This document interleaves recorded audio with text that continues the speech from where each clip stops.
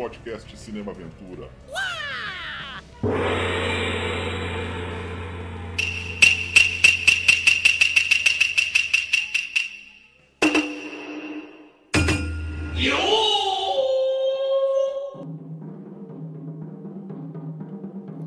Começando mais um podcast Cinema Aventura e pela primeira vez um filme de samurais e acima de tudo um filme de Akira Kurosawa, o homem que influenciou Star Wars. Hoje vamos falar tudo sobre Hyojin, o Guarda-Costas, clássico lançado em 1961 e também um pouco da continuação Sanjuro. Só lembrando que se você acompanha no YouTube, se inscreva, já deixa o seu like aí, senão você vai esquecer. Nós também estamos no Spotify, no Anchor e em vários agregadores de podcast. E você vai procurar podcast Cinema Aventura tudo junto. Cinema Aventura tudo junto. Temos um perfil no Instagram e também no Facebook, onde lá você pode mandar suas sugestões. Hoje, para falar desse clássico, esses dois clássicos aí, eu, Marcos Damiani, né? Com muita honra eu anuncio ele que é atleta, mochileiro, um homem que já deitou na linha de trem, que já visitou Cine Citar, cinéfilo... O cara é um stalker. Cinéfilo inveterado, membro fundador aí ao lado do Fred, do podcast Filmes Clássicos, nosso samurai cobrador de impostos, Bakufu, Alexandre Cataldo. Porra, já começa me ofendendo, Bakufu, que porra é essa? Brincadeira. Marcos, muito obrigado pelo convite, um prazer estar aqui. É com alegria que eu vi você montar o teu podcast, né, Cinema Aventura. Já escutei alguns, não escutei todos, mas é uma proposta muito legal. Não somos concorrentes, né, porque o teu foco é outro tipo de cinema, mas claro, tem cruzamentos aí, né, como o próprio tema de hoje, que a gente já tratou lá 4 anos atrás, e é sempre um prazer. Agora, qualquer iniciativa para se falar sobre os filmes antigos, os filmes clássicos, para deixá-los vivos aí, né, para outras pessoas conhecerem ele atrás, é sempre muito válida. Claro. Opa, prazer aí estar com você aí. Prazer é meu. E o nosso Ronin de plantão, artista marcial, Leandro Tonello. Bom, de novo, né, agradeço a presença, né, fazer parte desse podcast maravilhoso, falando de um Shambará aí, que é o meu estilo de filme asiático favorito, e falar do grande mestre Kurosawa, né, meu Deus do céu, o que dizer desse homem. Pois é. Coisa só, tem uma coisa a dizer, faço aniversário no mesmo dia do mestre, então, uma honra. Aguenta, Alexandre, É 10 de abril ou não? Não, 23 de março. Março, confundi. Ô Alexandre, aí só pra concorrer aí com o meu colega aí, com o meu amigo aí, eu nasci dia 14 de julho, sabe quem que é? É a queda da Bastilha, minha irmã também, 14 de julho, e eu sei de alguém mais, mas eu esqueci agora, sabia? Bergman. Nossa, sim, o Bergman, claro. Só o Bergman, só. Pô, eu tô bem cercado. Bom, e eu nasci no mesmo dia que o Maradona. Aí, ó, só grandes mestres, um artista da bola. 30 de outubro. Que maravilha. E só pra contextualizar um pouco, né, porque esse filme aí que a gente vai comentar, o Yojimbo, é uma convergência de coisas, né, porque era o auge dos filmes de samurai, era o auge do cinema japonês, se é que dá pra falar isso aí, né? Porque o cinema japonês é um negócio tão gigantesco que é difícil definir bem qual que é o auge do cinema japonês. E também da carreira do Kurosawa. Eu queria que vocês falassem um pouco, a gente tivesse esse bate-papo aí sobre essa reunião de coisas aí. Quer falar um pouco, Alexandre? Posso começar. Bom, o cinema japonês é riquíssimo, né? E tem alguns nomes aí que são mais difundidos entre os cinéfilos ocidentais, né? Enfim, mundo afora. E sem dúvida nenhuma o Kurosawa é o nome mais famoso. Acho que não vem ao caso aqui a gente ficar colocando quem é melhor, quem não é. Não é uma competição, acho que tem espaço para o cinema de todos e tem mestres maravilhosos. Tem o Mizoguchi, tem o Ozu, tem o Naruse, tem os mestres do filme de samurai, como o Hideo Gosha, o Okamoto e muitos outros, né? E muita gente lá de trás, né, que hoje parece estar completamente esquecida, a gente tem dificuldade até para ver os filmes deles. Mas o essa, sem dúvida, como você falou, era uma era de ouro do cinema japonês, iniciada ali no pós-guerra, né? Inclusive com a apresentação do cinema japonês para o mundo, né? Basicamente com o Rashomon, que foi o filme que abriu as portas aí que introduziu o cinema japonês para o público americano principalmente, né? Não que filmes anteriores não tivessem sido exibidos nos Estados Unidos, mas não causava era muito raro e não causava esse sucesso todo como foi com o Rashomon. E foi uma época com vários filmes aí filmes do Mizoguchi, né? O Intendente Sancho, A Vida de Oaru, Contos da Lua Vaga, enfim, e aí enfileirou, e realmente anos 60 foi um auge, né? Mas aí também já começando um outro tipo de cinema, né? Como foi no mundo todo, anos 60, né? Com todas as suas ideologias e tal. Vai aparecer a nova Hollywood, vai aparecer o cinema novo no Brasil. No Japão também tem o seu cinema novo. Tanto é que o próprio Kurosawa começa nos anos 60 também a tirar o pé do acelerador, né? Ele que fazia já... Você vê que na primeira metade o Kurosawa fez 30 filmes, né? Eu lembro que a gente viu isso quando a gente fez o podcast. E até tanto eu quanto o Fred, tivemos a oportunidade de ver todos, né? Ele fez 30 filmes e, assim, se você botar mais ou menos 50 anos de carreira, na primeira metade ele fez 23. E na segunda metade só 7, quer dizer, ficou mais difícil para ele fazer o tipo de filme que ele gostava de fazer, dificuldade de financiamento, tentativa de suicídio, toda essa coisa. Mas, sem dúvida, anos 60 era o auge dele. Ele deixou essas duas obras-primas. Obra-prima e Yojimbo, Sanjuro, eu acho que realmente fica um pouco abaixo como filme. É aquele caso, né? Se fosse um filme de qualquer outro diretor, seria a obra-prima. Ia ser um filmaço. A obra-prima, né, desse diretor. Mas sendo do Kurosawa, a gente já põe para um segundo escalão, porque ele tem tanto filme bom, né? Tanto filme top, como Sete Samurais, Rashomon. A régua é alta, né? A régua é alta, né? Mas é um filmaço. Um dia você falou, eu concordo com você, que tipo, uns 15 filmes aí do Kurosawa. Eu coloca, né? Começando lá o próprio Saga do Judô primeiro, que não é um super filme, mas tem coisas muito legais. É legal. Saga do Judô. Inclusive é uma coisa que a gente pode comentar em relação a esses dois de hoje, que o Kurosawa não gostou de ter que fazer uma sequência para a Saga do Judô, que fez sucesso. Aí o estúdio pediu para fazer uma continuação, ele não gostou dessa história de fazer continuação. E agora ele meio que vai fazer uma continuação, mas que também não estava nos planos dele, né? Fazer ele escreveu o roteiro dessa história, aliás, ele já tinha esse roteiro antes do... E outro cara ia dirigir, né? Antes do Yojimbo esse roteiro já existia, e não era com esse personagem do Sanjuro, né? Aí depois do sucesso do Yojimbo, do personagem, o estúdio não só pediu para incluir aquele personagem no filme do Yojimbo, do Sanjuro, né? O nome é Sanjuro, né? E Yojimbo é a profissão dele, o guarda-costas no primeiro filme. Como também que o próprio Kurosawa dirigisse. E aí o resto a gente conhece a história. Né? A gente acho que vai falar um pouco mais do Sanjuro depois, mas se eu não me engano é baseado num livro, cara. Acho que chama Ribi Heian, se eu não me engano. Acho que deu uma pesquisada, nunca li o livro.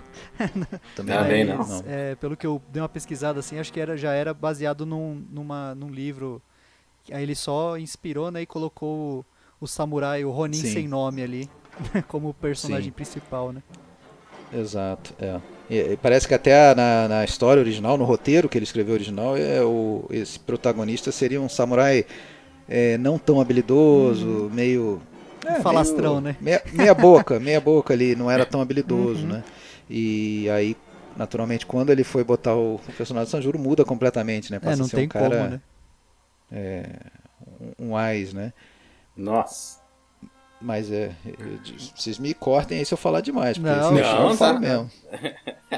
E outra coisa é o seguinte, já vou dizendo para vocês que eu provavelmente vou pronunciar tudo errado. Só de escutar vocês conversarem no início, eu já vi que eu falo diferente várias coisas. Diferente, provavelmente eu que estou errado, né? Eu falo Chambara, já vi que não é Chambara. Como é que vocês falam? Chambará. Chambará. É que a gente tem mania de entonar as coisas em japonês, porque eles quase não têm entonação, né? Eles têm uma pequena sutileza na hora de pronunciar, então mesmo tipo sashimi é sashimi, tipo, a gente tem a mania de falar. Eu sei um pouco por causa das artes marciais, assim, mas também não sei falar nada de japonês, assim. Então eu comi tudo errado, então. Sushi, sashimi, tá tudo errado. O que importa é comer, né? Não importa o nome. Caramba. Mas o fato é que os caras sabem fazer cinema.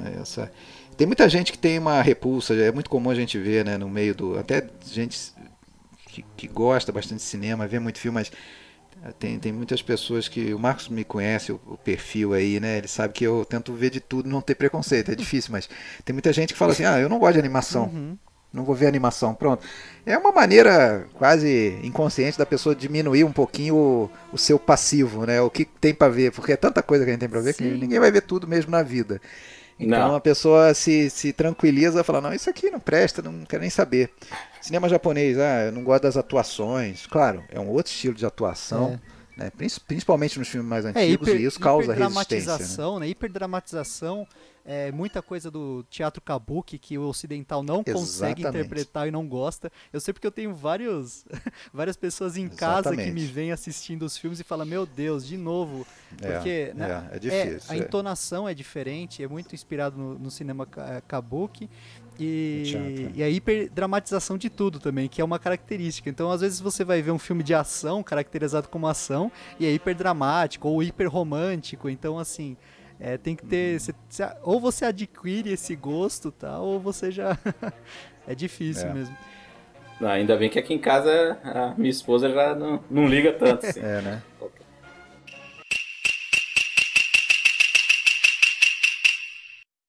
Pô, mas o Leandro falou um negócio importantíssimo mesmo, né? O cinema japonês, ele nasce derivado do kabuki diretamente, né? Que por si só era uma arte evoluidíssima já de vários séculos e estilizada mesmo, né? Então, isso passou, né? Para a escola de cinema, né? Basicamente porque os pioneiros do cinema eram pessoas vindas do kabuki. Gente que lá naquele universo do kabuki, que é um universo quase feudalístico. Exato. De hierarquia mesmo, tipo, o dono da companhia, ele ia passar para o filho, né? Então a gente vê isso no Crisântemos Tardios lá do Mizoguchi, por exemplo. O cara que é filho do dono da coisa, esse cara vai ser o futuro ator. Então se o cara não é bom na atuação, ele vai ter que aprender, vai ter que fazer aula, vai ter que... Porque senão ele vai ser um pária dentro da família. E aí os caras que não tinham tanta oportunidade foram para o cinema, que também no início era visto como, no mundo todo, né, como uma coisa de segunda categoria, popularesca e tal. Então ele nasce não só com esse pessoal, como com as histórias do kabuki, né? Daí é o Jidaigeki, porque são histórias do século XVII, do século XVIII, do período, né, Tokugawa. Só que se dependesse deles, eles só iam ficar filmando aquilo lá, né? Aí o pessoal teve que dar uma... mas aí acontece toda aquela questão de modernização que tinha começado na própria era Meiji, mas depois com o que veio depois, em 1902, acho que era a era Taisho, uma era de democratização, uma leve democratização, e ao mesmo tempo tinha acontecido a Revolução Socialista, né, na União Soviética. Então os ideais socialistas estavam se espalhando pelo mundo. Muitos escritores, é sempre eles, né, que estão na base desse movimento, são os escritores. E aí eles começaram a escrever muitos filmes, primeiro com Jidaigekis contestadores, coisa que não tinha antes, né? O Jidaigeki antes, assim como o Kabuki antes, era o herói, né? O herói, leal ao senhor. Não tinha essa figura do Ronin bêbado, quase um mendigo, sujo, mas né? que... sujo. Isso aparece ali nos anos 20 já, mas como uma grande novidade. E outra coisa também, começou a aparecer os filmes contemporâneos, né? Que com histórias mais ali já do século XX, final do século XIX, as histórias contemporâneas, que inclusive também tem uma importância muito grande no cinema japonês, né? Se a gente pensar em o Tokyo Story lá, me esqueci, Era Uma Vez em Tóquio, do Ozu, e a própria carreira toda praticamente do Ozu e do Naruse, por exemplo, são de filmes contemporâneos e filmes excelentes, né, que mostram a sociedade naquele momento, mas eram sempre tentativas de romper um pouquinho com essa fixação no Jidaigeki, no filme de samurai. E na perfeição, né? Também, você vê que eles tinham muito isso incutido, tem até hoje, né, na cultura deles, mas você sente um pouco de rebeldia por parte do Kurosawa, ainda mais com as influências, tipo, ele adorava o Ford e outros diretores ocidentais, né? Então você vê a influência disso também, até nos personagens que ele cria, etc. Então, verdade. Mesmo nos filmes não, né, não os chambará dele, né, os filmes O Idiota ou outros filmes mais tratando de assuntos mais modernos aí, ele tem essa pegada mais rebelde de mostrar um outro contexto. Sim. Né? É muito legal isso. O que eu acho que colabora, cara, pra não falar que ele era um cara acomodado, né? Não. Um cara que não tava querendo saber dos problemas e tudo, né? Do que tava acontecendo no Japão. Você tem que pegar meio que... na verdade, é sempre um subtexto ali, né? O Kurosawa, assim, quem tá na superfície ali de conhecer e tal, tem uma impressão, e se fala muito, o samurai, porque parece que ele era descendente lá de um samurai lá do passado, mas a verdade é que só depois ali do 14º filme é que ele foi realmente pro filme de samurai. Antes dos Sete Samurais, vagamente lá tinha o tal do Aqueles que Pisaram na Cauda do Tigre, de 45, que na verdade não era um filme de samurai. Tinha um personagem que era um samurai, mas ele estava em fuga. O filme todo dele é a fuga dele e do séquito dele. E o Rashomon, que tem o personagem samurai também, mas não dá pra... não é sobre, outro não é sobre isso. Exatamente. Não é pela aventura, né? Não é pela aventura. O que começou mesmo ele a enveredar desse filme de samurai foi os Sete Samurais. E ele tinha uma crítica muito forte ao filme de samurai, principalmente que voltou a ser, teve aquele período ali meio de contestação, é igual aquele, quando você vê, e essa comparação a gente vai ter que falar aqui com o faroeste, é igual quando você começa a ter os faroestes que colocam em discussão os valores ou a nobreza do homem do oeste, né? Como por exemplo tem um homem que matou Facínora do Ford. Aí aqui os brutos também amam, né? Esse tipo de filme. Você vê, esse já dá você vê que aquilo tudo é uma bobajada, você vê que aquilo tudo é uma morte boba por nada, e quando outros filmes mostravam o cara como um fodão heróico e tal.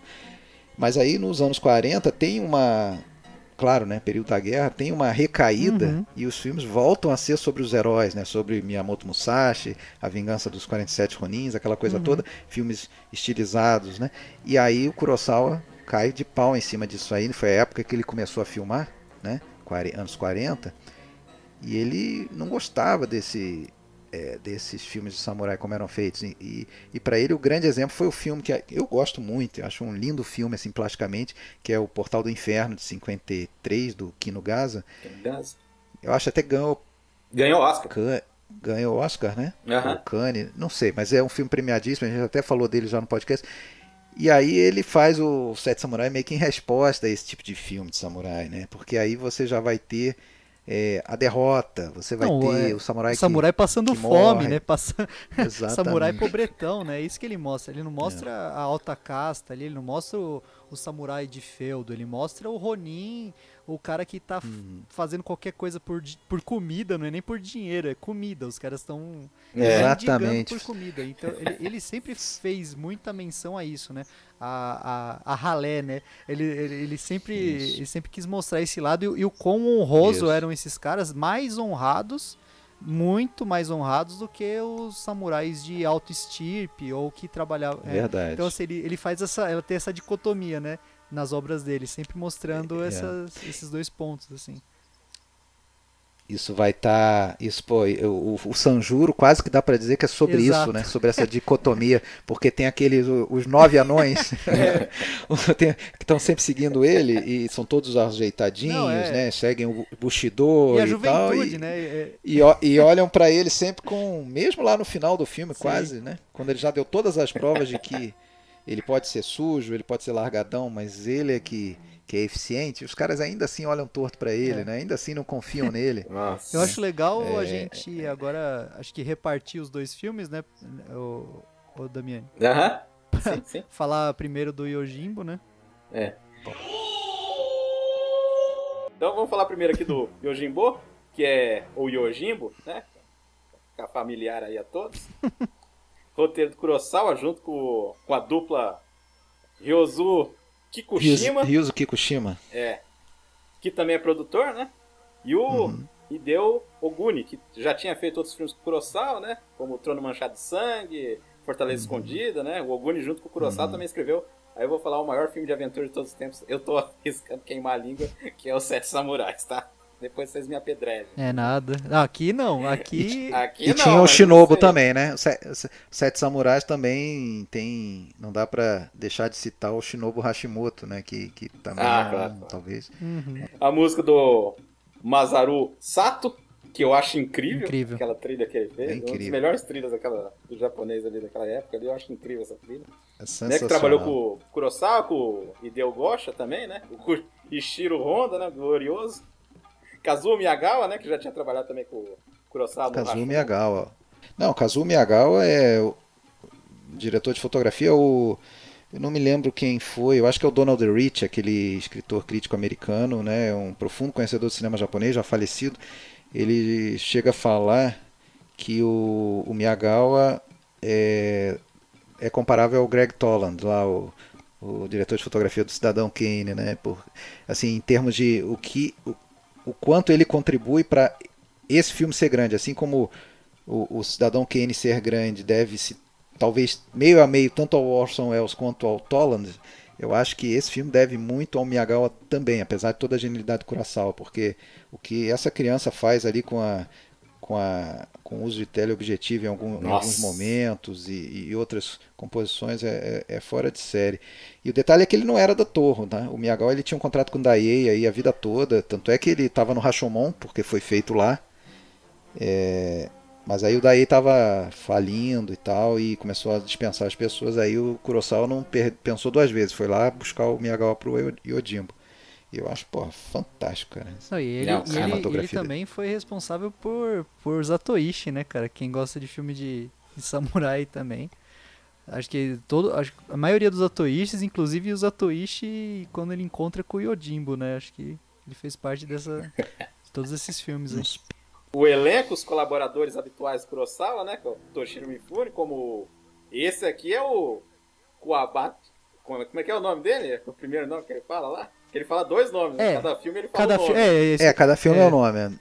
Ele inventa, né? De acordo com o momento, ele olha lá pela janela e inventa o nome dele, né?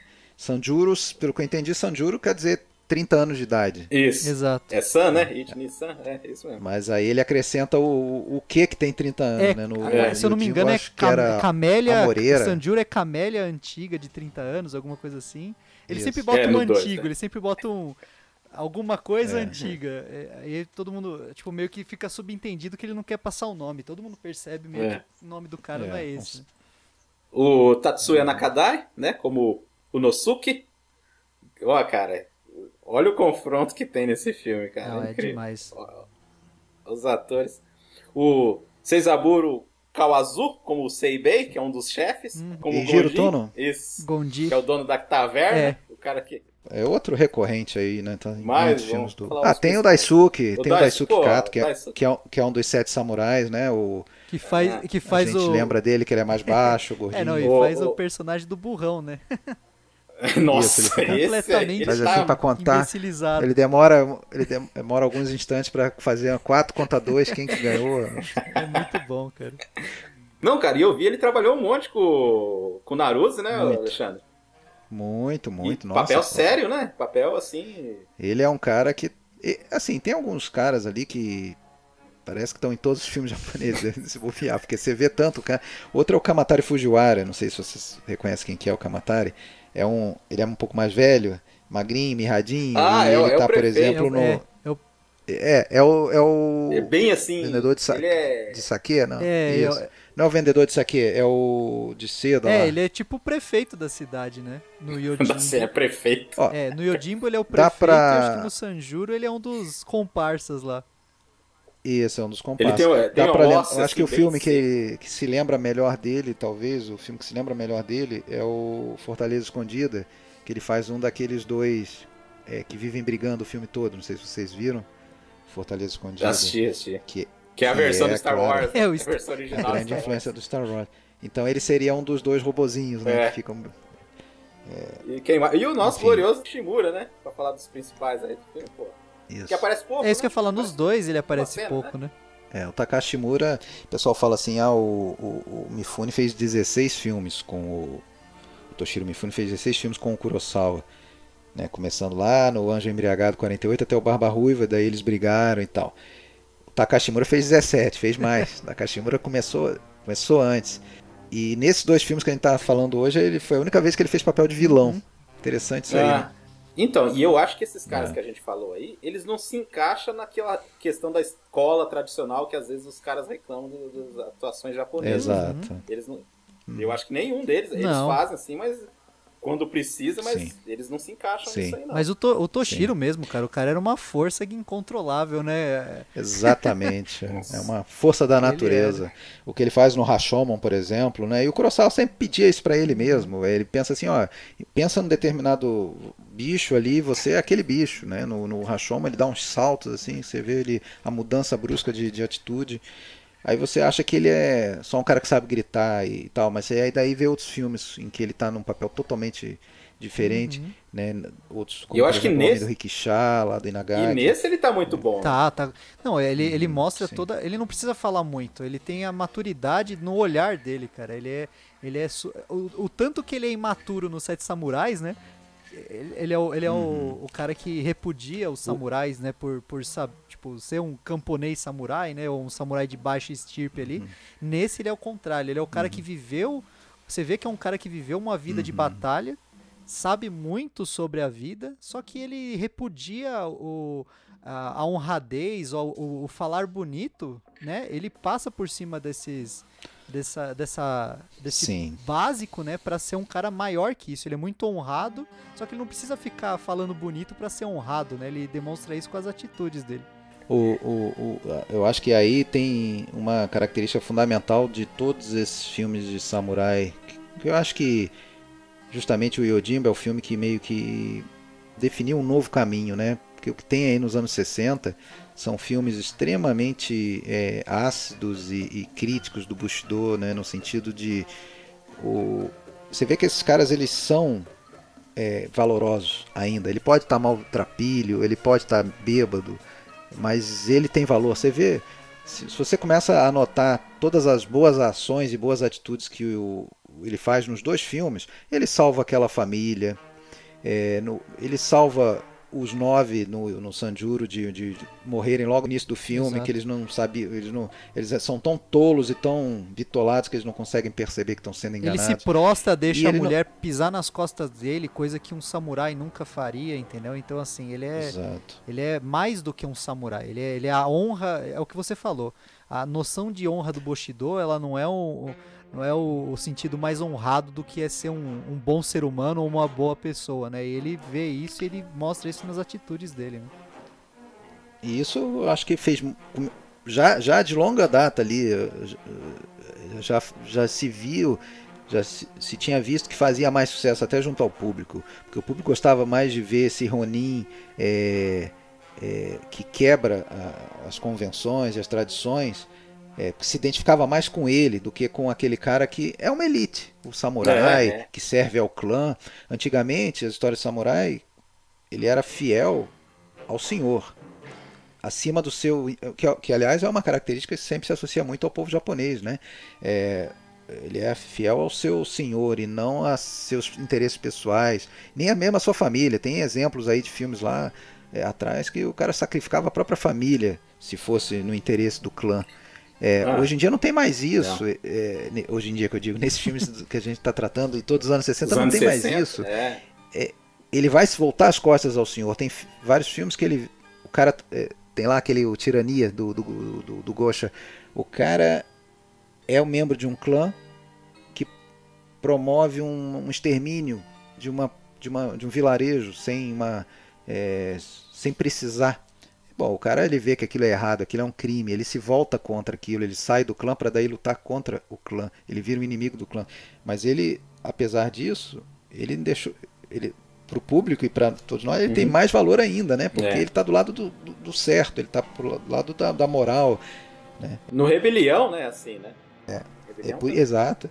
O Harakiri, o Harakiri eu acho que é o exemplo máximo, né? Disso, né? O cara que vai esfregar na cara do Bushido e falar, olha, vocês cometem crimes em nome desse código de honra. Crueldade, né? Eles eram cruéis acima de... Alexandre, tem um quadrinho japonês, né? Do Hirata. Você tá lendo, né, Leandro? Já você acabei, comprou, né? já os 3 do Hirata. Aliás, Não, os 4, então, né? vai de encontro a isso que você falou, porque assim, tem uma história lá que o cara... O cara lá, o inimigo dele, pega a família do cara. Uhum.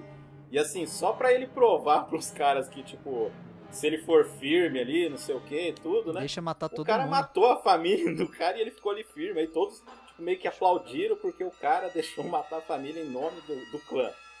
Sabe? Uhum. Eu acho que isso no cinema realmente dá um... Mostrando pro... Você não ia se identificar com nada. Legal. É mais legal. Dramático isso aí, Alexandre. Não é tão Sim. aventura, é bem dramático. Se chama Satsuma Kishiden, se tiver interesse, é bem legal, cara. Vale a pena. Depois eu vou pegar o nome. Mas isso... inclusive o próprio Kurosawa... Não sei se vocês conhecem um filme que é o filme que ele escreveu. Ele fez o roteiro. Foi dirigido pelo Kazuo Mori, chama-se A Vingança de um Samurai. É de 52. Eu não vi. Esse filme é emblemático. Você vê que já é a visão do Kurosawa da história do samurai. Começa com uma daquelas cenas, e tem esse pessoal todo, tem o Mifune, tem o Takashi Shimura, começa com uma abordagem de um grupo ao grupo rival no meio da estrada, e o Mifune vai lá e mata 36 inimigos, que aliás é uma... Mais que o Rambo, hein? que aliás é recorrente essas cenas, né? Um contra vários, N, né? E os N sempre vêm de 2 em 2, né? Esperam sua vez pacientemente para serem cortados. Exatamente. Mas o bicho era bom, hein, cara? Falando do ponto de vista marcial, assim, mesmo no Yojimbe, no Sanjuro, você vê os movimentos dele, são movimentos de Tameshigiri mesmo. Tameshigiri, técnica de corte estático, né? Mas se você vê que o cara tem os movimentos corretos ali, ele treinou bastante pra fazer esse papel aí. Tá. Só concluir aquele filme, aí apresenta essa abordagem, e aí no final dela entra um narrador falando tem gente que diz que é bem informal a narração, tem gente que diz que o fulano matou 36, mas a fonte fidedigna é que na verdade foram só 2. Qual história que você prefere, a fantasiosa ou a real, não sei o que, e aí o filme passa a ser flashback para mostrar que não era nada daquilo, que era a primeira vez que o cara lutava de espada, o cara passou dias e dias se borrando de medo, entendeu? Mostra que não era tudo isso, né? A vida real não era tudo isso, né? Tem muita fantasia. Então, é pra acabar com as lendas mesmo, né? Uhum. Mas desculpa aí, o Marcos, eu tô atropelando você, fala aí. Não, ô louco. Você tá aí pra vai falar, dar 4 horas o podcast. Então vamos entrar aí já no filme aí, que eu acho legal ali já com aquela trilha sonora ali, que é um negócio que você já sabe que é totalmente por acaso, né? Porque o cara joga um galho pra cima. Isso que eu ia falar, é totalmente a esmo, né? A sorte ou o azar, né? Levou ele pra aquele vilarejo lá. Que vilarejo, Nossa senhora. Não, com 10 minutos depois que ele escolheu lá o negócio, ele já vê uma briga lá do pai que tá brigando com o filho lá. Você fala, nossa, começou a treta, né? Porque o filho tá indo lá dar os serviços pra ele pra uma das gangues, né? Aí o cara fala, você não é meu filho? Aí ele já percebe que a coisa não tá boa. Aí ele chega chega na cidade, já tá naquele estado de calamidade, ele fala. E eu acho legal também, porque, pô, cara, eu vejo hoje em dia, mesmo, sei lá, cara, exposição normalmente é uma coisa chata pra cacete. O dele não, cara. É super expositivo. Exato. E você fica intrigado e o movimento de câmera, né, nunca tem nada muito... Mesmo as câmeras estáticas tem sempre alguma coisa se movendo, né? Então, muito legal isso, cara. É um cara dá pra dizer que é o cineasta do movimento, né? Tem sempre alguma coisa, é isso mesmo, cara. Tem uma folha lá atrás, o vento, adoro os elementos da natureza e tudo, né? Nunca tá estático, tem alguma coisa se mexendo ali, da vida, né? Nesse filme tem um negócio fantástico, e quando ele chega naquela cidade, a primeira coisa praticamente que ele vê é um cachorro passa carregando uma mão, né? Porra, cara, basta aquilo pra ele saber que ele chegou no inferno, né? Aquilo não é uma coisa normal, né? Ele não precisa sentar, fazer uma cena plano e contraplano com outro personagem explicando pra ele, aqui tem... Até tem depois uma explicação mesmo, lá no mesmo bar, essa né? do bar, cara, o que é aquilo? Tipo, as janelas, né? Estrategicamente colocadas em cada ponto de explicação, mano, é muito genial, cara. Não, a mise-en-scène do cara... Não, Depois a gente vai falar, Sanjuro tem uma que eu acho incrível, assim, mas vamos... É quase metalinguístico aquilo ali, como se fosse assim, abrindo as telas, uma nova tela, mostra, fecha, vai pra outra. Bom, cara. Que aí é a primeira aparição do Daisuke, né? Você falou, o cara não consegue ver quantos quer mais. O gênio, né? Que coisa. Cara. Pô, e uma outra coisa, né? Tem muita gente, você vê muita crítica, resenha desse filme falando assim, um mercenário. Porra, ele não é mercenário nenhum, não né? Você vê que ele mal fica com isso. Se você fizer as contas mesmo, ele não fica com nada. Ele só não quer passar fome. Ele vai lá. Você vê que no ele vai o que ele fala pro cara da taverna, né? Ele fala assim, só me dá um arroz. Aí, tá frio. Não, pode dar. Ele só não quer passar fome. Ele tá lá pra comer e ele vê que ele pode resolver a situação do vilarejo. Ele não tá ali pra benefício próprio, cara. Tanto que o dono do bar, ele fica muito bravo com ele porque ele acha que ele vai se aproveitar da situação pra ganhar dinheiro, né? Aí mas você vai percebendo que não é nada disso. Ele tá manipulando os dois lados de um jeito, né? Ele chega lá, e aí, vocês querem, né, me contratar? Você não quer que eu resolva o outro lado? Ele sempre vai só fazendo a manipulação ali, né? Não, é legal aquela hora que o cara fala assim, mas quem que tá ganhando? O único cara que tá ganhando dinheiro é esse cara que tá martelando aqui do lado. Fazedor de caixão, isso. Não, isso é bem de western, né? Isso aí é bem de western. É isso que eu ia falar. Falando de western, a frase que ele fala depois de decepar os caras lá, né? Prepara 2 caixões. Aí ele olha, 3. O que ele cortou o braço lá também não vai durar muito. Não, e ainda tem que botar isso na conta, né? Porque se ele é que tá encomendando os caixões, ele que vai pagar, será? É nada, ele só... ele não vai ficar com só dinheiro avisou, nenhum, só. Ô, Leandro, só dá uma... Então, um cara era um líder, aí o outro queria usurpar o trono do cara. Na verdade, era um chefe só, né? No Yojimbo era um chefe do crime só. Aí o que tava abaixo dele falou não, né? Ele achou que ele ia assumir no lugar do cara, só que vai pro filho, né? E aí rola a ruptura, né? E aí que começa o problema, porque enquanto era um líder criminoso só, tava tudo meio que acertado, né? Depois que viram 2 facções separadas, né? O dono do prostíbulo e o outro que tem associação com o pessoal do saque lá e da seda. Então não, eu acho, além né, dessa divisão, eu acho muito engraçado o papel do encarregado, que na real ele só tá ali pra fingir que tá tudo ok, né? Porque quem manda mesmo nas coisas são as 2 facções criminosas ali, cara. Não, e são criminosos, mas os caras são uns bunda mole, né? Não, totalmente. A cena que ele atiça os 2 lados, né? E deixa o pau torar ali e fica os 2 lados, vai, não vai, vai, não vai. Sobe naquela torrezinha lá. Não, e por um milagre divino chegam os inspetores do Shogun, né? Se não chegasse o cara do governo Shogun, ali pra inspecionar, não tinha... Alguém ia ter que morrer. Esse é o ponto. Ninguém quer morrer, mas quando tem a treta, alguém vai ter que morrer. Então fica os 2 lados meio que... Quem vai ser o primeiro a tentar, né? Tanto que tem esse combate aí que não acontece por causa que chega o Sanjuro chega lá e fala assim, opa, agora chegou um cara que vai liderar a gente, né? Aí o cara não resolve ficar lá em cima do negócio lá e aí ninguém quer atacar, né? Mas você sabe que o Kurosawa diz que a origem dessa história, pelo menos na mente dele, foi... Ele estava cansado de ver as guerras e todas essas situações de violência em que tinham 2 lados igualmente vilanescos, né? E que quase um sonho de criança. Uma criança, quando pensa nisso, pensa, puxa, podia chegar tipo um super-homem, alguém que tivesse o poder de acabar com isso, né? E ele sabia, claro, que o homem comum, nós, uma pessoa comum, não vai poder acabar. Então daí ele concebe esse personagem, que é maior que a vida, que é forte, que vai limpar a cidade.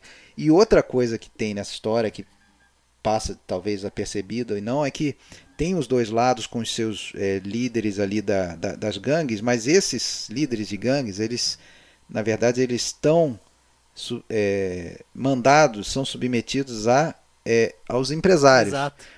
De um lado o dono do saquê, da fábrica de saquê, e do outro o da seda. E com isso ele queria fazer uma alusão ao que estava acontecendo no Japão naquele momento, final dos anos 50 e início dos anos 60, no pós-guerra, que a Yakuza estava ficando muito forte, que já existia também desde o século anterior, mas estava ficando muito forte, a bandidagem, o crime organizado, a máfia, inclusive com penetração em grandes empresas e no governo. Né? Então isso está simbolizado, porque é o poder econômico a serviço do crime, ou vice-versa, sei lá, o crime a serviço do poder econômico. E é engraçado essa relação da Yakuza, porque até hoje existe essa entremeação dos dois, né? A política e eles atuam como escritório. Inclusive, já deixo aqui Damiani, filmes de Yakuza. Precisamos fazer um programa de filmes de Yakuza. Aí, Alexandre, tem que fazer um crossover aí com... esse eu preciso ver mais, eu vi muito pouco. Mas é um gênero fundamental mesmo, e dentro do cinema japonês, o filme de Yakuza, dentro dessa tendência de cinema exploitation aí, anos 60, 70, começa, né? Dá pra falar que o Sanjuro é meio que, na verdade, ele é meio anarquista, né, cara? Porque essa ordem já estava estabelecida. Sim. É ele que foi lá, assim, intrometer lá. Exatamente. Ele deu um desequilíbrio. Sim. Ele tá na mesma linha dele, junto com os outros 6 lá no Sete Samurais. Ele vai pro lado do mais fraco. Ele vai defender o que sofre. No puro ali, né? Exatamente. E é legal porque tem um momento lá do filme que os caras vão fazer uma trégua, né? De novo, né? E aí ele faz o negócio, dá errado. Pra atiçar pegou os 2 caras bêbados lá. Não, esses caras vão contar tudo que vocês estão fazendo aqui, ó. Pô, aí, cara, esses momentos de humor no filme... O filme é recheado de humor mesmo. Apesar do tom sombrio, né? Do tom de sujo, né? Dá pra, em alguns momentos, pensar em filme no ar ali, né? Tem muito. Mas ele tem... A própria música do Masaru Sato, ela é uma música que tem momentos cômicos, né? Tem notas ali que você vê que é maravilhoso a junção de todos os elementos nesse filme aí, cara. Porque é uma coisa assim que no cinema coreano atual tem um pouco disso, né? Que essa coisa é violento, às vezes é sério, mas ao mesmo tempo tem humor, assim, e não fica nada deslocado. Não. Tudo se encaixa ali, tudo se encaixa. Que nem, por exemplo, as cenas de luta mesmo, por exemplo, corta um braço de um cara, entendeu? Não é coisa leve. Ainda mais naquela época, né, cara? Que é isso? Mostrar um corpo decepado nessa época, você é louco, 68, sei lá. 61? 61, né? É verdade, é mais antigo ainda. 61, Jesus, cara, imagina. E dentro daquela crítica do filme plastificado, estilizado demasiadamente, você vê filmes samurai anteriores em que o cara você vê ele fazendo um movimento, mas você não vê nenhum corte, nenhum sangue, nada. Só vê o cara caindo. O cara dá uma cambalhada, depois de um tempo cai. Alexandre, mas como é que foi esse golpe? Até no cinema americano, né? Tinha muito disso. Até no cinema americano era assim. Nesse não, nesse você vê o sangue, você vê o braço. Aliás, voando. Você vê o corte, não é? A gente tem que falar que é o primeiro filme que fez efeitos sonoros para corte de carne humana, né? Não, e é excelente, né? Eu sei que tem um exagero ali, né? O esguicho de sangue que é característico, né? Mas é muito plástico, né? Depois a gente vai falar do esguicho de sangue que é no Sanjuro. O Geyser depois a gente fala no Sanjuro. O Geyser. Geyser, não, mas já antecipo que eu adoro aquela cena ali, cara, apesar desse exagero. Maravilhosa, não tem o que falar. E pelo visto não sou só eu, né? Pelo visto tem muita gente que gostou, o Tarantino. Não, é isso que eu ia falar, Tarantino. Acho que todos os caras que fizeram filme nos anos 70 gostaram. Exatamente. Mas eu vou gostar de ouvir também o Leandro, especialista em artes marciais aí, porque parece que aquele golpe que ele faz, foi bem estudada aquela cena, né? Ele faz um golpe, bom, eu já tô queimando cartucho, mas parece que é um golpe real que existe, né? Corte de, como se diz, de tatame, né? Na verdade, o Tameshigiri antigamente era teste de espada em bandido, né? Não sei se vocês sabem dessa história. Sim. Tameshigiri antigamente era assim. Então, pra você ver a eficácia de uma espada, chamava o cara. Se ela tinha sido bem forjada. Meu Deus. Se ela tinha sido bem forjada, se ela não ia estilhaçar em casos. Não era no bonequinho de palha? Não era nem no bonequinho de palha, nem no tatame, não é no era desafio, em bandido. Desafio sob fogo lá, né? Não é daquele jeito, né? Você quer ter uma noção do que é Tameshigiri, você assiste o Silêncio do Scorsese, aquilo que acontece com os católicos é o que o pessoal fazia pra testar a espada, tá ligado? A gente tá esquecendo de falar de um baita personagem que vai ser pivotal nos 2 filmes, né? Que é o Tatsuya Nakadai, né? que nesse filme ele é o filho de um dos líderes, né? E é o único cara com uma arma de fogo, né? Então o cara se sente, né? Ele faz questão de ficar exibindo aquela porcaria lá como se fosse, né, a última...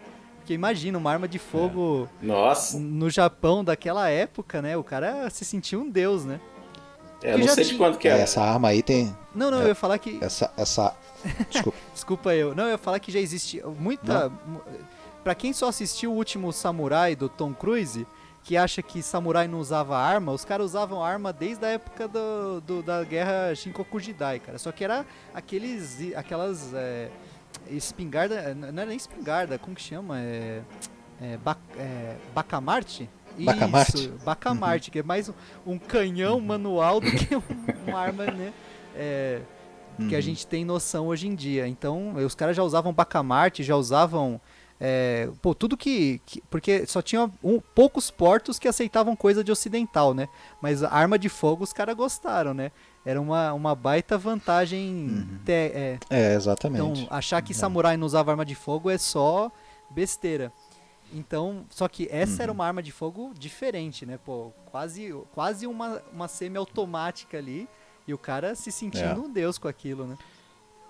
Esse elemento da arma ali, a arma do Onosuke, né, do personagem Tatsuya Nakadai, nossa, ele tem um monte de conotações ali. Para começar, ainda que já tivesse arma, como você falou lá, desde o passado, é uma indicação de uma coisa mais moderna, né? Tem um embate ali, o embate do samurai ou do Ronin, né, que vem de uma tradição antiga, com seu kimono de algodão, surrado e tal, e o cara que usa Sharp, ele já é mais moderno, um kimono de seda e a arma, né? E ele com aquela coisa, tirar a arma por dentro do kimono, parece uma cobra, né? Enfim, não sei se posso falar, mas no momento final lá do filme, quando ele tá morrendo, o Onosuke, a arma tá um pouco distante, eu só quero morrer com a minha arma. Aí você vê que o Sanjuro entrega a arma para ele e fica ali numa distância permitindo ainda que o cara atire nele, né? Quase pedindo, atira, acabe com esse passado, com esse todo. Ciclo de violência, né? Com esse ciclo, mas ele não acaba, mas é um embate do novo ali, né? Ele é foda, cara. Sensacional. Ainda que o Mifune talvez seja mais conhecido internacionalmente, né? O Tatsuya Nakadai, ele é muito foda. Tá vivo aí, né? 88 tá loiro. anos ainda. Tá loiro. Todo japonês fica velho, fica loiro, né? E ele já tava, 61, né? Ele já tava firmado aí com... Já, né? Já tinha feito a trilogia, já, né?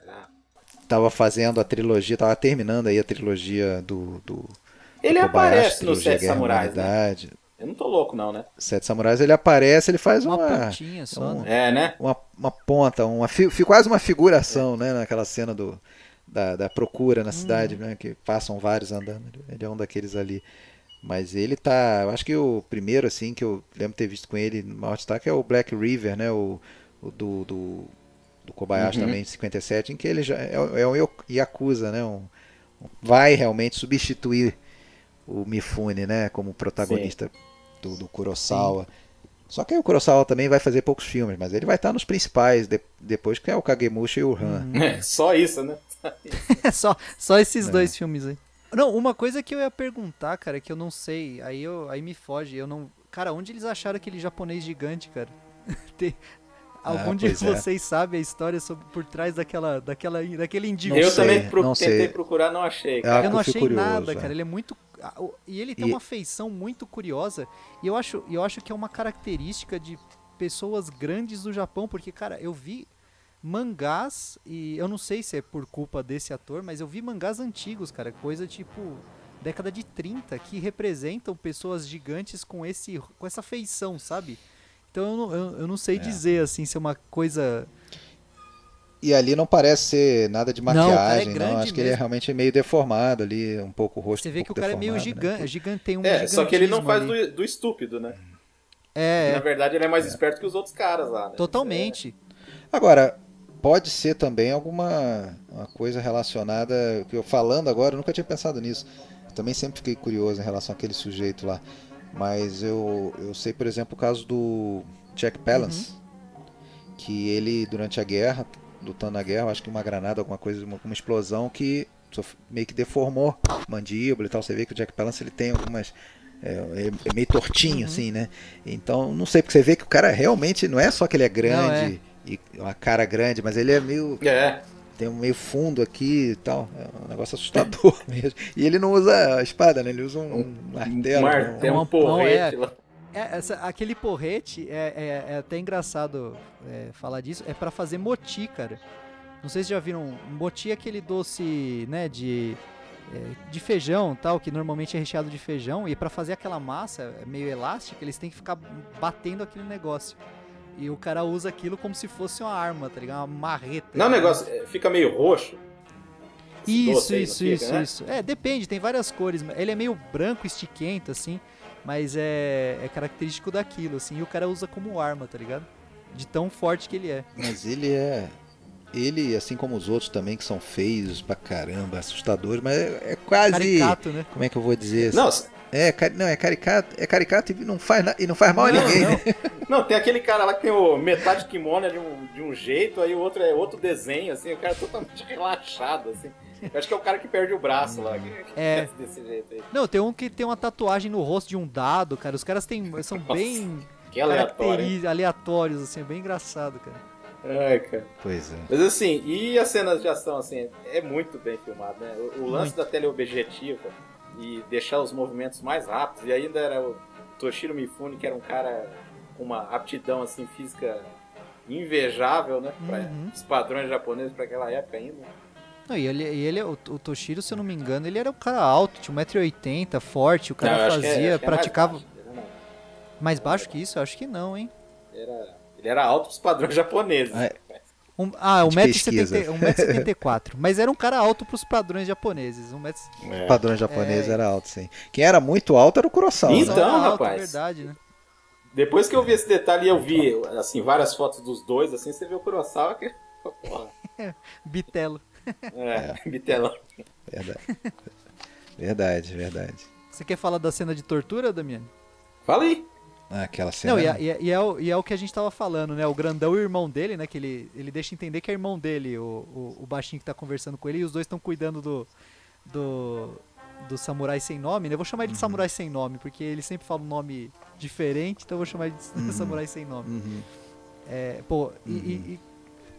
É engraçado, mas ao mesmo tempo você vê a crueza do negócio, né? Os caras estão torturando ele. Mano, o grandão só arremessa ele de um lado pro outro, tá ligado?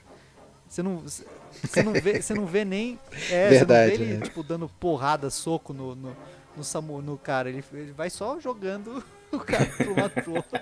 E o cara destruidaço lá. Isso. Mas foi muito esperto, né? Porque ele percebeu que tava aberto lá o... Tudo bem que ninguém foi verificar, né? Tem essa pequena... né? Ninguém foi verificar o caixote ali. Ele ganha os caras na inteligência, ele é né? muito astuto, né? Então os caras... Cara, aquela cena que ele tá dentro do negócio e ainda o Daisuke ainda ajuda o cara a levar ele pra fora, cara. Isso, o barril. Não, fala...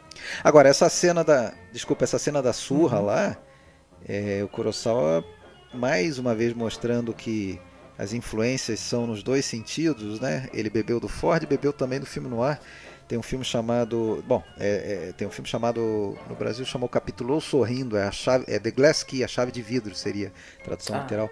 Que é um filme eu ia noir falar dos isso, anos 40 esqueci. que Boa. o Alan Ladd, que faz o que seria ele ali, né? Ele leva uma surra da gangue rival. E é bem parecido, porque ele fica tão destruído que os caras relaxam em tomar conta dele. Aí deixam ele meio lá desassistido e ele consegue e os caras ficam jogando carta, distraídos. É a mesma coisa, igualzinho. Tem duas curiosidades nessa cena, que o diretor de fotografia teve que fazer a cena sem estar olhando na câmera, né? Que ele teve que puxar com uma corda lá, né? Ele tinha decorado onde que o Toshiro Mifune ia passar, porque tinha uma parede assim no meio do caminho para a câmera passar, e ele teve que fazer um movimento assim com a câmera assim, só ali. Eu não sabia. Eu também não sabia, não. E foi filmado de dia aquela cena, né? Nossa, à noite sério? foi filmado de dia. E parece que tá de noite, né? Esse cara aí é incrível. Pô, os planos ali de pegar a cidade inteira e ainda você conseguir ver os telhados assim, cara. Pô, é muito. O cara era um gênio mesmo, viu, Alexandre? Boa essa do Toland aí, eu acho que é por aí mesmo, hein? E sem contar que é um filme em widescreen, né? E a composição daquela largura de quadro, né? É muito bem feita, né? Não fica sobrando espaço sem nada acontecer, né? Uhum. E aí já vai pra... Assim, e aí ele consegue, porque no comecinho do filme ele falou assim, eu não vou derrotar esses caras sozinho, porque o cara da taverna pergunta pra ele, né? E ele consegue fazer um dos grupos eliminar o outro, né? Pra ficar mais fácil pra aquele duelo, né? Aquela batalha final ali que é fantástica. Inclusive ele tá meio quebrado ainda, né? E que tem os elementos da natureza também, né? Verdade. Pra acompanhar. Cara, é fantástico esse filme aí. Não... Realmente é... Aquele filme estava escrito que ele ia virar um western, né? Porque é uma rua de western, aquela rua em T ali, todos os elementos, duas gangues rivais, tava escrito. Pediu né? para ser copiado, né? Não tinha. Pediu para ser copiado e foi logo bem rápido, né? 3 anos depois o seu Sérgio Leone, sem autorização, sem comprar os direitos. Rolou processinho, né? Não só rolou um processo, como o Kurosawa ganhou mais dinheiro por causa do processo do que com a bilheteria do filme propriamente. Que não foi baixa, incrível, né? né? Não foi baixa, né? Eu tive uma sorte tremenda, porque eu fui ano passado, pouco antes da pandemia estourar, eu fui na Itália, eu fui em Roma. Eu não sabia. Chegando lá, no primeiro dia, voltando pro hotel, passo por um museu, um museu, e aí tinha lá a exposição sobre o Sérgio Leone. Aí eu vou, amanhã eu tô aqui. Aí eu fui na exposição sobre o Sérgio Leone, e um dos itens que tinha aí em exibição era uma carta do Kurosawa, tipo, selando o acordo, né? Depois de toda a treta e tal, o Kurosawa liberando, assinada pelo próprio Kurosawa, liberando então que ele exibisse os filmes, mas dentro de algumas condições ali e tal. Exibisse Bom, a gente está falando aqui Por um Punhado de Dólares, né? Filme do Sérgio Leone de 1964, que é a mesma história, basicamente. E eu acho um ótimo filme, mas se você for comparar com Yojimbo, não tem comparação. Yojimbo eu acho muito mais. Eu ia falar um sacrilégio aqui, só que em forma de piada, que eu ia falar, porra, vocês estão esquecendo da melhor adaptação de Yojimbo, que é O Último Matador. com o Bruce Willis. Cara, eu só sei que existe, mas eu não vi e acho que não vou ver. Tem uma listinha aqui. Não, e esse ainda é dos melhores ainda que teve, viu?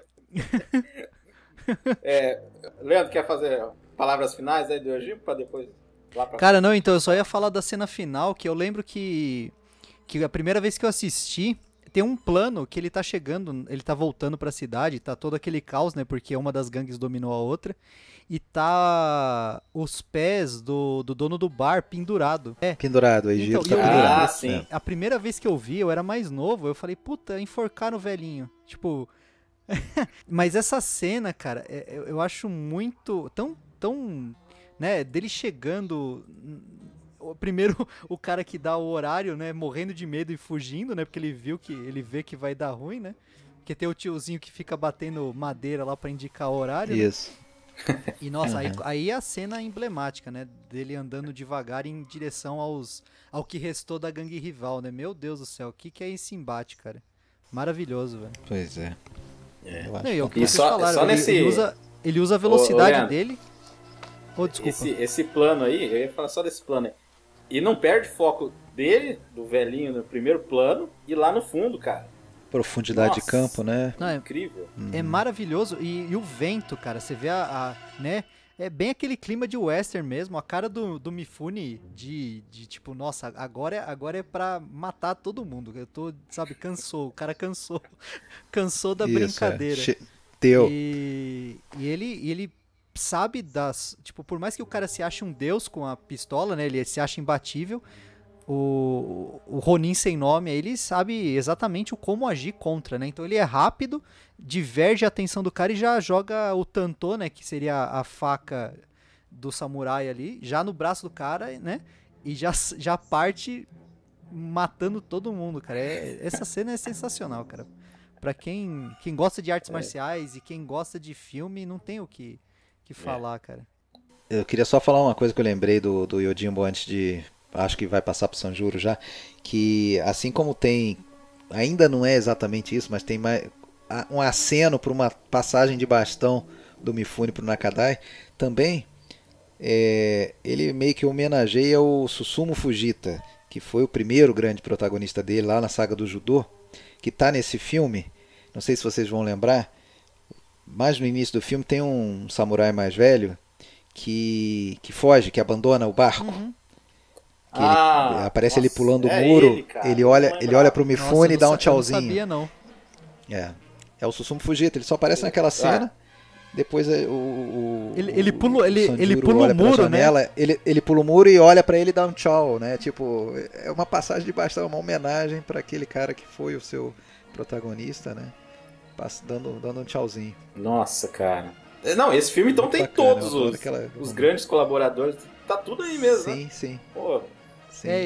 Esse eu não sabia mesmo e é até engraçado, né? Que ele vê que o cara, né? Ah, vocês contrataram um cara, mas eu vou provar que eu sou melhor que ele e tal. Aí os caras falam, não briguem, né? Aí na real ele pega o dinheiro, pula o muro e vaza, né?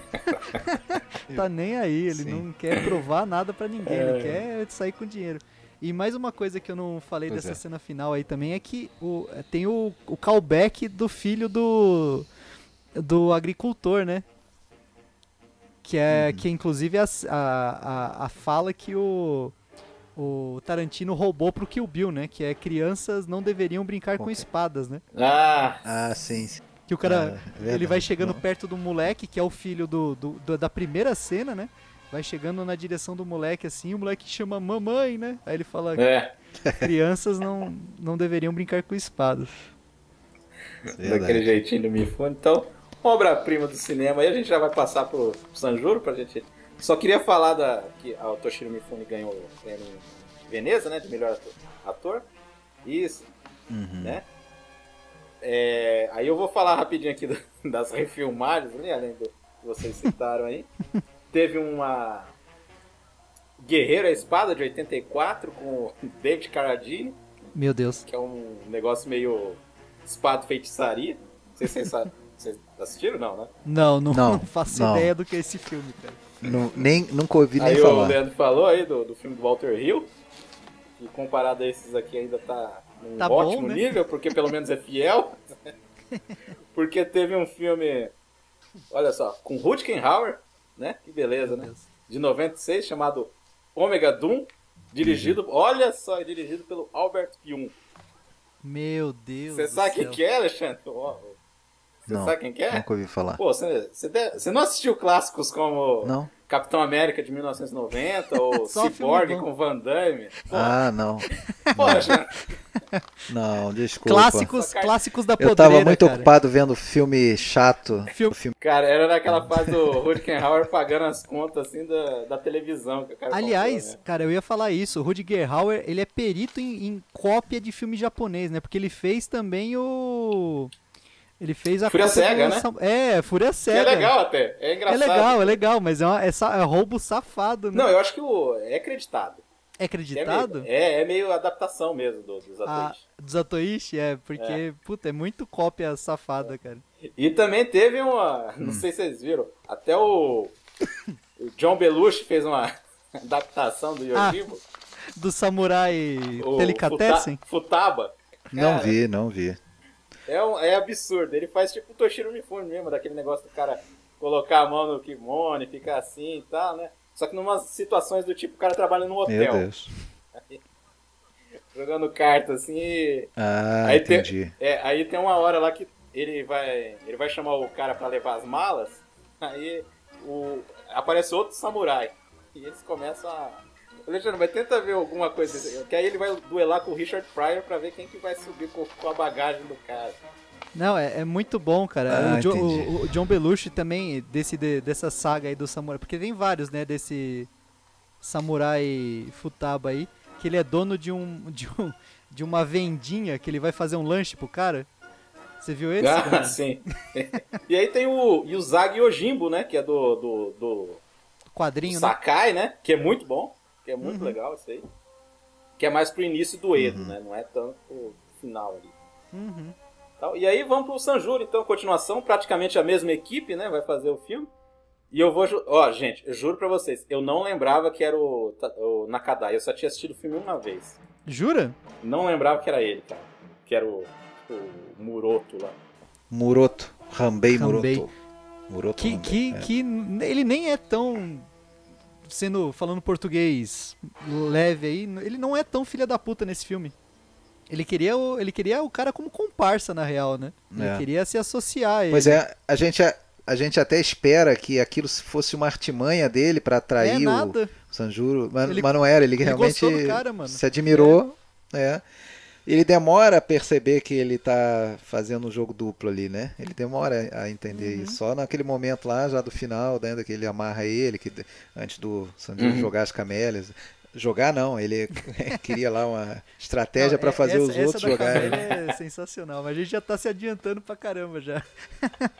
Sim, desculpa. Dá uma sinopse aí, Leandro, rapidinho aí pra gente já entrar no filme. Não, basicamente, né, começa com 9 jovens samurais achando que descobriram a maior, né?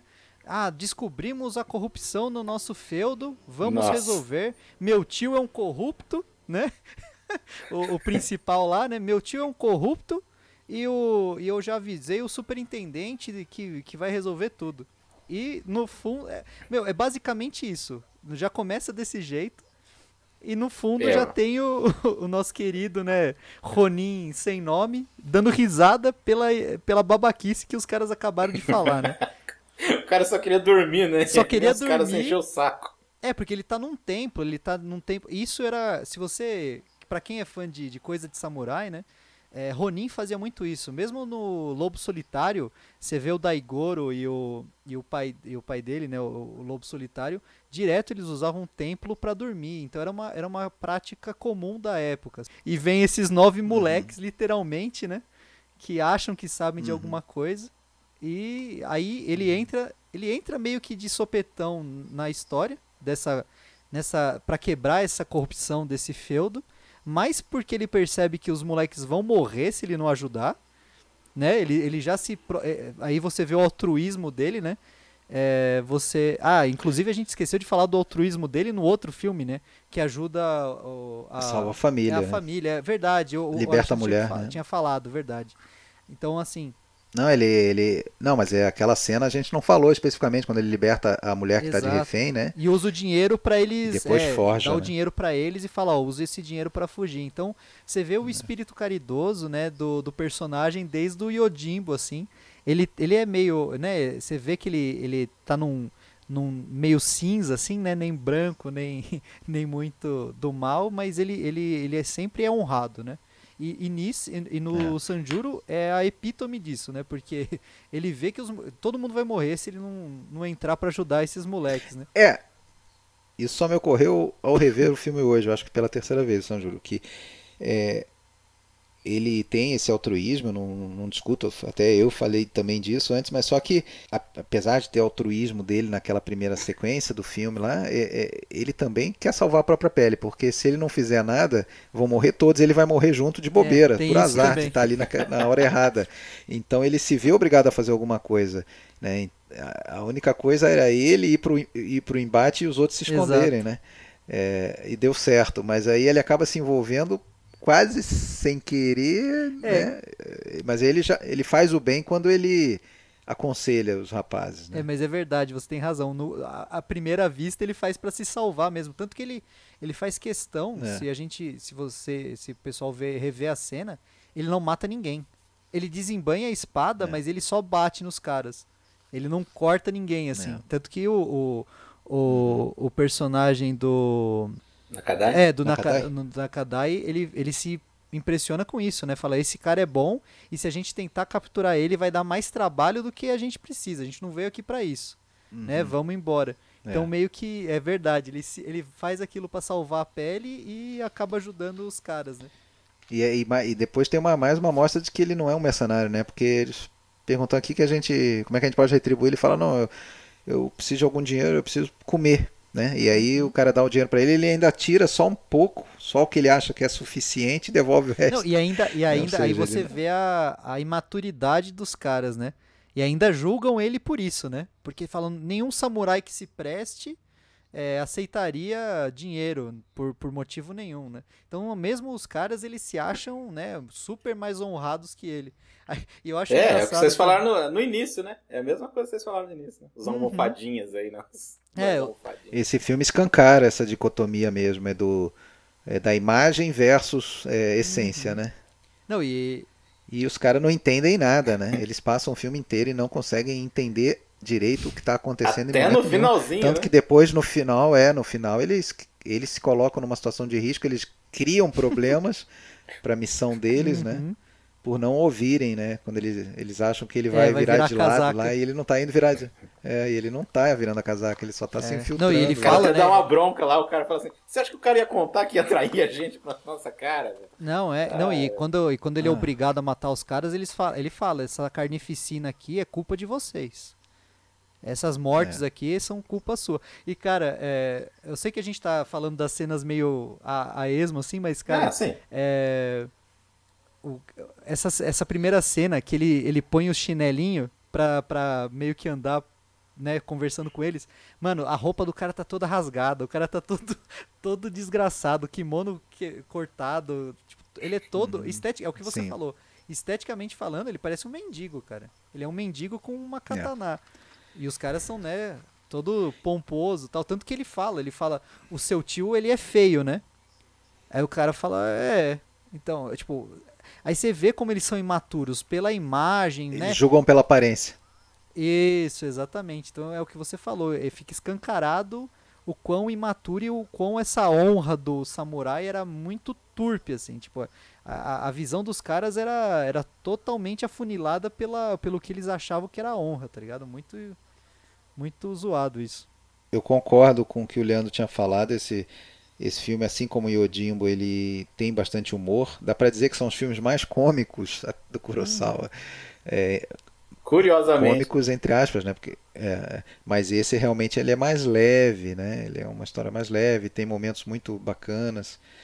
Eu acho aquela história de jogar as camélias no rio muito legal, muito bacana. Eu me peguei rindo toda cena do samurai do armário, cara. Ele é incrível, cara. E o tempo cômico dele é perfeito, porque ele sai, dá uma opinião e ele mesmo se coloca de volta no armário, assim. Ele aparece, né? Fala. E quando ele comemora junto, eles comemoram, ele abraça ele, eles se olham, não, peraí. Exatamente, todo mundo para e ele volta pro armário, tá ligado? É muito bom, cara. Aquela hora da centopeia, né? que eles vão que é bem clássico de filme japonês, né? Todo mundo correndo igual, né? Um atrás do outro. Nossa, cara. Isso é interessante, porque o Kurosawa brincava com esse negócio, nesse filme principalmente, desse negócio, tipo... Porque no cinema japonês, até você vê, tipo, em tokusatsu, essas coisas assim, tipo, aparece um, aí tem que aparecer outro, tipo, as expressões de cada um. Nesse daí ele faz, assim, de um jeito que... Tem alguns rostos conhecidos entre aqueles 9 ali, principalmente o que é o líder deles, né, que é o Yuzo Kayama, não, me esqueci o sobrenome, mas é Yuzo, que é o cara que é o Barba Ruiva, é o médico jovem do Barba Ruiva depois, né? Não sei se vocês assistiram esse filme. Assisti uma vez só, Alexandre. Ótimo filme. Não guardei o rosto dele. Gosto bastante também. E depois é um cara que faz filmes também com Naruse. Tem aquele... Sabe aquele cara de olho caído, meio caído assim, o Obara, é o Obara lá no segundo filme da trilogia Guerra e Humanidade do Kobayashi, o cara que se mata no final da primeira parte, que é algo que foi copiado lá pelo Kubrick no Nascido para Matar. Que tem o treinamento militar, né? Tem o treinamento militar, tem o bullying, tem um que sofre bullying, que se sente e depois se mata em algum momento. Eu comprei a trilogia, eu não revi. Não revi. Porque a minha tem vários. Eu não gosto de filme de guerra, então eu tenho que assistir no momento que E tem uma moça, só para falar uma pessoa do elenco, uma moça, nesse momento já era uma senhora, que é a mulher do cara que está sequestrado. Aquela que é bem alienada e Takako que Irei, não sabe né? direito o que está acontecendo. A velhinha, né? Takako Irie. Essa aí, cara, ela foi uma protagonista dos primeiros grandes filmes do Mizoguchi, lá nos anos 30, A Feiticeira das Águas e A Decadência de Ozen. São dois filmes hoje em dia já bem conhecidos, até que tem algum deles que foi lançado aí no Brasil já em DVD, e era bonita e tudo, né? Ela tá meio gasta aí. A idade chega para todos, né? Sim. Mas falando também de coisas cômicas, né? Depois que eles salvam elas, que elas ficam falando do feno, né? A cara do Toshiro Mifune ele só fica olhando. Sim. Ele fala, essas mulheres estão totalmente deslocadas da realidade, né? A gente tá lutando pela nossa vida aqui, as mulheres falando do feno fofinho, que é tipo flutuar. Que é gostoso. E é isso que é engraçado também, porque elas que acabam salvando o plano dos caras, né? Com a história das camélias. Então é muito legal isso também, né? Sim, e assim, só que assim, eu vejo que tanto nos dois filmes, ele tinha um controle absoluto das situação, situações, né? Sim. Ele só foi pego porque eu acho que ele contou demais com a... Não, é que os caras esqueceram, cara. Os caras esqueceram que o templo não tinha escada, cara. Tudo que acontece, esse filme é fogo por causa disso. Tudo que acontece de errado é culpa dos 9 moleques, cara. Tudo, absolutamente tudo que dá errado pros caras é culpa deles, cara. Uma coisa que eu ia falar da mise-en-scène, eu não sei se também o cara do armário aparece nessa cena, que é uma cena que eles estão bolando um plano, eles estão lá conversando, tá lá todo mundo, só que você não vê o Toshiro Mifune. Aí eles vão sair pra executar o plano, o Toshiro Mifune tá na porta. Fecha. Aí tipo, vai pra ele, né? Aí começa ali, eles conversando. Tá? E de repente, do nada, eles abrem, a mulher fala, aí eles abrem pra gente que tá assistindo o filme ver, elas começam, aí a cena vai pra elas, assim, cara. Eu acho brilhante. Cara. Não, é muito. É verdade. Porque toda vez eu acho engraçado que eles falam, não, é tal e tal e tal, e todo mundo concorda, balança a cabeça e vai fazer a besteira, ele só, não, parou, vocês não cansam de ser burro? Vários momentos. Aquela hora lá que aparece aqueles cavalos lá que eles iam atacar os caras, aí vem os cavalos. Não, pera. Não, vamos lá. Eu Toshiro Mifune. Ele salva. Cara, se não fosse o Toshiro Mifune ali, tava todo mundo morto 1000 vezes já, cara. E não tinha um salvo tio, né? A gente não deu a gente deu uma sinopse, mas não deu, né? Tá acontecendo vários casos de corrupção dentro desse feudo, né? A pessoa é o tio de um dos 9 caras lá, que seria o líder dos 9 moleques samurais ali, é preso injustamente e tem 3 comparsas tentando fazer ele, né, assumir o crime. Só que o cara não assume, e toda a missão do Toshiro Mifune, além de sobreviver, né, é salvar o tio da morte e desse julgamento errado, né? Então a gente esqueceu de dar essa sinopse mais clara aí. Que depois que a gente tem o final do filme, né? Depois de todas as pataquadas dos 9, né? Aí ele acaba sendo preso, né? Por ter errado, né? Ele fala que tava dormindo na escadaria do templo, mas na verdade o templo não tinha escadaria, né? E acaba sendo capturado por causa disso. Só que aí acontece a cena da camélia, né? Que não eram camélias, né? Não eram camélias, né? Tinha isso flor, também. Né? Aí a escolha foi pelo visual que ia aparecer na imagem, né? Mas de qualquer forma, o negócio é que ele tinha combinado com o grupo que depois que ele conseguisse enganá-los e deixar a casa mais vazia, né? Para eles atacarem, ele ia sinalizar isso botando camélias no riacho. Independentemente da cor, né? Não tinha combinação de cor, né? Mas a esposa lá, com a sua tolice, até ajudou um pouco nisso, né? Porque ela que falou, não, branca, mas vermelha eu prefiro branca. Então ela já deixou aí essa informação de que tinham diversas cores ali. Aí ele, na hora de elaborar ali a artimanha para enganar os vilões, ele, que estava amarrado, não poderia mais jogar camélias para sinalizar para os 9. Ele faz aqueles vilões que são tolos, né, e caíram fácil na conversa dele, entender que o ataque já está combinado, só vão abortar a missão se ele sinalizar. Então, ó, acho melhor vocês jogarem a camélia, senão eles vão atacar. E aí eles jogam, né? E aí, justamente aqui, eles fazem o sinal em nome dele. E o melhor é que ele dá uma valorizada, né? Ele fala, tem 111 homens esperando pra atacar. 130 que ele fala. 130, sei lá.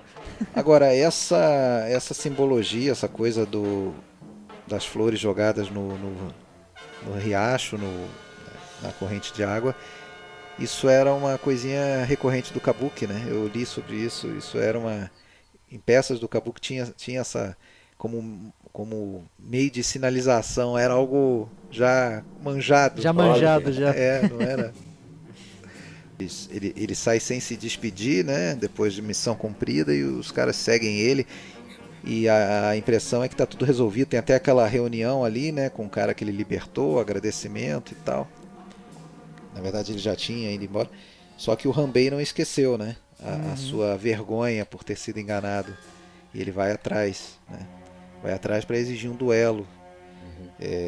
Desnecessário na visão do Sanjuro, mas não na visão do Hanbei. E aí é interessante a preocupação do Sanjuro de ainda dizer pro Hanbei, olha, se eu morrer, você tem que me prometer que não vai fazer nada com eles, né? Com os 9, que eles vão estar livres. Até no final, possível final, ele quer protegê-los, né? E acaba que com a técnica aí que o Leandro vai explicar pra gente, ele vence o duelo, né? E gera aquele geyser de sangue na tela, de calda de chocolate.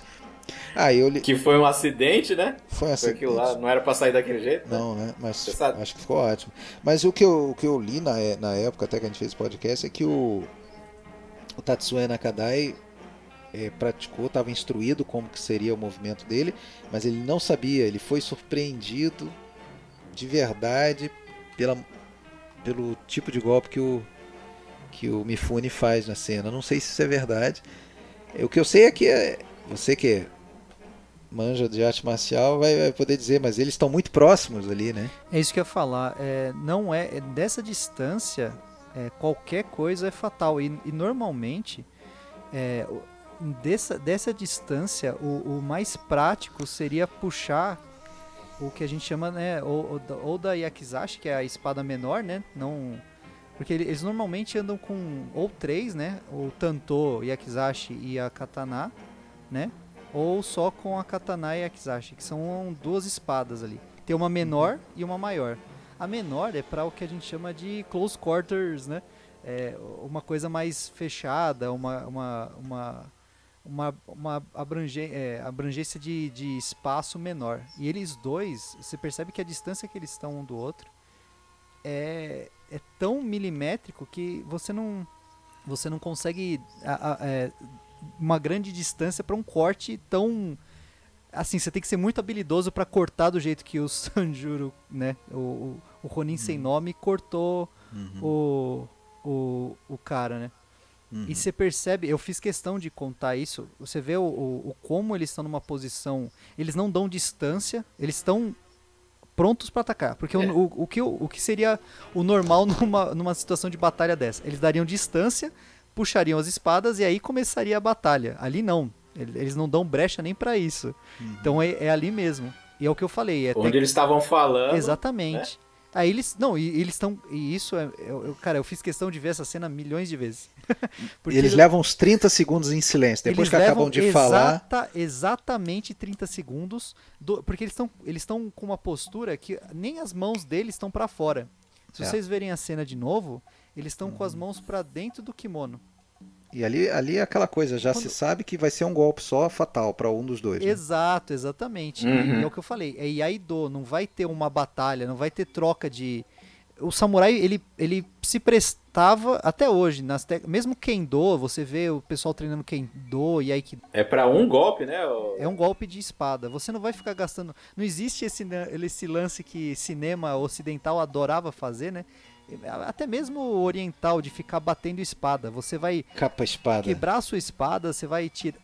você vai acabar com o fio da espada. Cara, katana é um negócio extremamente sensível, não é um negócio O pessoal acha que corta a parede, mas é uma coisa extremamente sensível.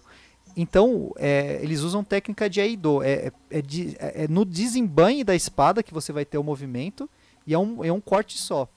Só que o que acontece? O Sanjuro, ele é mais ligeiro. Ele se posiciona de uma forma em que eu esqueci o nome do outro personagem do Nakadai, acho que é Hanbei, né? Hanbei Moroto? Isso. O Hanbei, ele tenta fazer um corte de cima para baixo, se eu não me engano. Isso. Né? Ele faz um corte de cima para baixo. Eu sou leigo, tá, Leandro? Então, Sim. O que eu vou dizer, eu não vou saber o nome, mas ele faz o que seria o normal, entre aspas, Isso, ele desembanha o cara a espada. É destro, o cara é destro e a espada tá na esquerda. Exato. Então ele vai, desembanha para fazer o golpe de cima para baixo. Nesse Exato. meio tempo, enquanto ele tá levantando... O Sanjuro, né, que seria o Ronin sem nome, ele já saca cortando. Por baixo. Ele né? saca cortando pelo meio. Girando. Chum! Exatamente. Uhum. Eu não vou lembrar o nome dos movimentos, mas são movimentos característicos de Aido. E é o que eu falei, o Hanbei ele foi muito tradicional, naquela posição não teria como mesmo. Acho que até o mais prático seria o Sanjuro só puxar a Yakizashi, que é a espada menor, e enfiar no peito do cara e ia dar na mesma, mas para ficar mais plástico, né, tem a movimentação. E é fantástica essa cena, são exatamente 30 segundos de desespero ali, porque, cara, assistindo o filme parece mais. Se você não pega e conta o tempo, parece uma eternidade, cara. Você fica, meu Deus, cara. A tensão da cena, né? Pra mim é uma cena dessas, assim, inesquecível. Das melhores cenas, assim, do Kurosawa. Sim. É sensacional e mesmo. Termina de uma forma linda, né? Infelizmente o Hanbei, pra própria honra, acaba morrendo, né? Ele fala, eu não vou conseguir viver com isso, então... Isso. Ele estava disposto a morrer ou matar ele, não tinha outra alternativa para conquistar a honra dele de volta, né? E a cena dos 9 se prostrando, né, e agradecendo, né? Porque ele nem recebeu o agradecimento do tio e nem nada. Para ele não importa isso, entendeu? O que importa é ele sobreviver e eles ameaçam ainda correr atrás mais dele. Ele fala assim: não, se vocês não pararem de me seguir, eu vou matar vocês. Se vocês não pararem agora de me seguir. Porque, tipo, aí eles só se prostam e acaba, né? Nós somos de mundos diferentes. Não... E aquela frase, a mesma frase do primeiro acabou no segundo também, né? Que a gente se vê por aí. Aí ele sai tipo todo... não, e ele fala... Todo malandrão. E ele fala a frase da senhorinha, se eu não me engano. Que a senhorinha, ela fala que você é como se fosse uma espada desembainhada, né? Toda espada precisa de uma bainha. E ele fala, ele vê no Hanbei, ele até conversa isso com o Hanbei, que os dois são muito iguais, entendeu? Ele se solidariza com o cara, ele não queria matar ele. Só que ele entendeu que não tinha mais volta, né? Ele enganou o cara, né? É muito legal isso. Mano, esse filme, eu gosto muito dos dois. Eu acho que um complementa o outro, assim. Eu não consigo mais achar um melhor que o outro. Eu gosto muito dos dois, cara. Sim. Eu gosto mais do Yojimbo. Apesar de tudo, eu gosto mais do Yojimbo. Acho mais... Sim. São dois porque filmes. assim, o Sanjuro meio que repete algumas coisas. Entendi. Tem que admitir que repete umas situações. Então eu acho que pra mim é um critério que eu levo em conta. Não, tá certo. 2 filmaços, né? Né, Alexandre? 2 filmaços. Eu acho, né? 2 filmaços. Yojimbo coloco na categoria de obra-prima. Sanjuro nem tanto, mas é um ótimo filme também. Ótimo filme.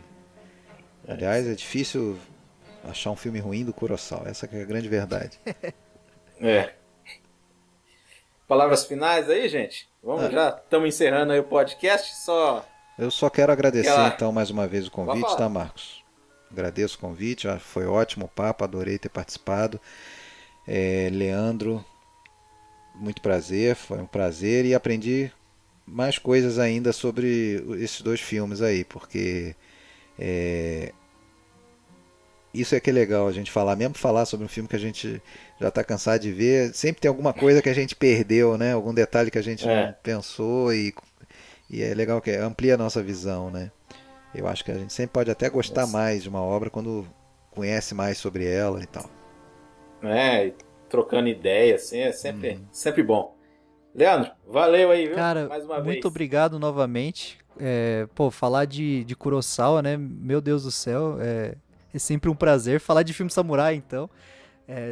Todo mundo que ouve aí os podcasts ou me conhece sabe o quanto eu gosto tanto das artes marciais quanto da parte filosófica, né? E, cara, Alexandre, grande prazer, foi maravilhoso conversar com vocês. Prazer foi aí. meu. E vamos fazer mais podcasts como esse. Beleza. Alexandre, tá convidado pra mais aí, hein? Opa, Quem tá aí. Depois você me fala então, mais pra frente.